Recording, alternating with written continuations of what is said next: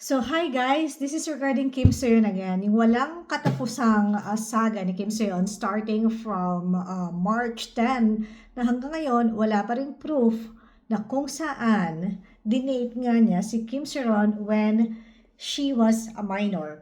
Pero meron kasi akong nababasa dito sa sa internet. Hindi ko lang alam kung legitimate sulat ba to ni Kim Seon. Ito po 'yon. Yan. Na-translate na sa English.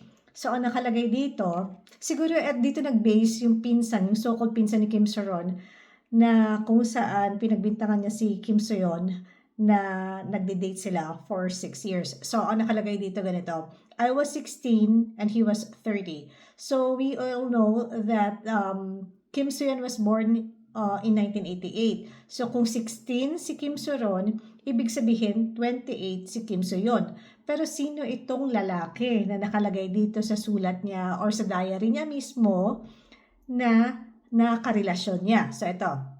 I was 16 and he was 30. He was 30 years old. So, basically, this guy was born in 1986.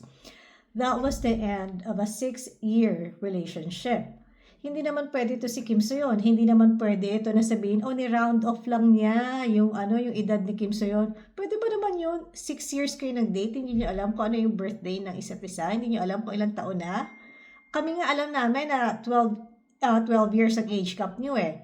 Pero wala naman kasing masama kung 12 years age gap kasi wala namang batas na nagbabawal na hindi ka pwedeng mag-date or hindi ka pwedeng mag-date ng minor, yeah, pero 2015, age of consent was 13. Walang batas na kung saan na nagbabawal sa'yo na makipag-date ka ng 12 years gap or 10 years gap. Iba nga dyan 16 years gap, like Jung Woo-sung and si Moon Gabi.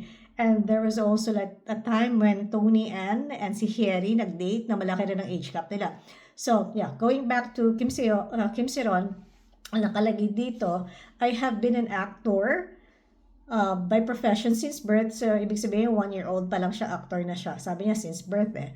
So, when I was looking for a company before the renewal season, she was with YG. So, ibig sabihin nito, nung natapos na daw yung contract niya, yung renewal season, meaning to say, na natapos na yung contract niya sa YG, I was discussing a contract with my ex-lover's company. So, the 30-year-old guy is ex-lover niya. Nagkarelasyon sila for 6 years. I was discussing a contract with my ex-lover's company.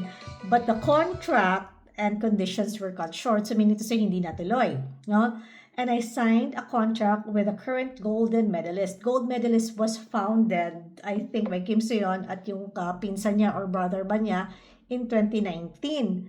So, yung claim ng ina ni Kim Seon na dapat siya maging founding member, ibig sabihin na nag-sign siya, ibig sabihin na na-establish na yung company. So, here.